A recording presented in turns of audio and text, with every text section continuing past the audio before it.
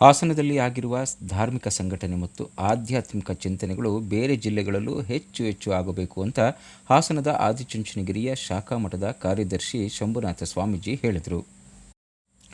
ಹಾಸನ ನಗರದಲ್ಲಿ ಕನಕ ವಿದ್ಯಾರ್ಥಿ ಭವನದಲ್ಲಿ ನಡೆದ ಕನಕ ಗುರುಪೀಠದ ಶಾಖಾ ಮಠವನ್ನು ಶಂಭುನಾಥ ಸ್ವಾಮೀಜಿ ಉದ್ಘಾಟಿಸಿ ಬಳಿಕ ಮಾತನಾಡಿದರು.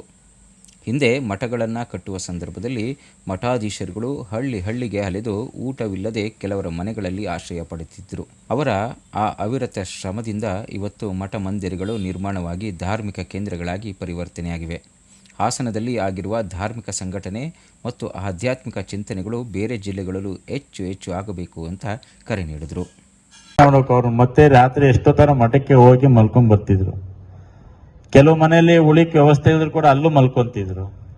ಊಟ ಇಲ್ದೇರು ಕೂಡ ಅವ್ರು ಏನ್ ಕೊಡ್ತಾರೆ ಅಂತೇಳಿ ಊಟ ಮಾಡಿಕೊಂಡು ಕೆಲವು ದಿವಸಗಳ ಆರೋಗ್ಯನೂ ಕೆಡಿಸ್ಕೊಂಡು ಅವೆಲ್ಲ ಆಗ್ಬಾರ್ದು ಅಂತ ಅನ್ನೋ ನಿಟ್ಟಲ್ಲಿ ನೀವು ಬೇಗನೆ ಎಚ್ಚರ ವಹಿಸಿ ಇವತ್ತು ಬಹುಶಃ ನಮ್ಮ ಜಿಲ್ಲೆಯಲ್ಲಿ ಆಗಿರುವಂಥ ಸಂಘಟನೆ ಆಧ್ಯಾತ್ಮಿಕ ಚಿಂತನೆ ಬೇರೆ ಜಿಲ್ಲೆಯಲ್ಲಿ ಕೂಡ ಆಗಲಿ.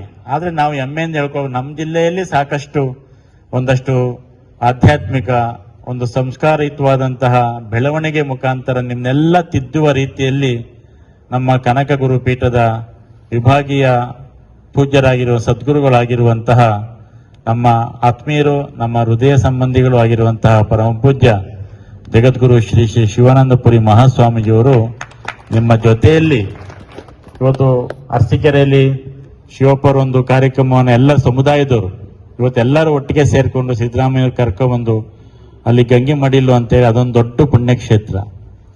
ಅದಾದ ನಂತರ ಎಲ್ಲ ಕಡೆ ಇವತ್ತು ಸ್ವಾಮೀಜಿಯವರು ಹೋದ ಕಡೆ ಎಲ್ಲ ಇವತ್ತು ಹುಣಸೂರು ಆಗ್ಬೋದು, ಇವತ್ತು ಮೈಸೂರಲ್ಲಿ ಆಗ್ಬೋದು, ಹಾಸನ ಚನ್ನರಾಯಪಟ್ಟಣ ಆಗ್ಬೋದು, ಹಳ್ಳಿ ಮೈಸೂರು ಆಗ್ಬೋದು, ಅರಕಲಗೂಡು ಆಗ್ಬೋದು, ಅರಸೀಕೆರೆ, ಬಾಣಾವರ, ಬೇಲೂರು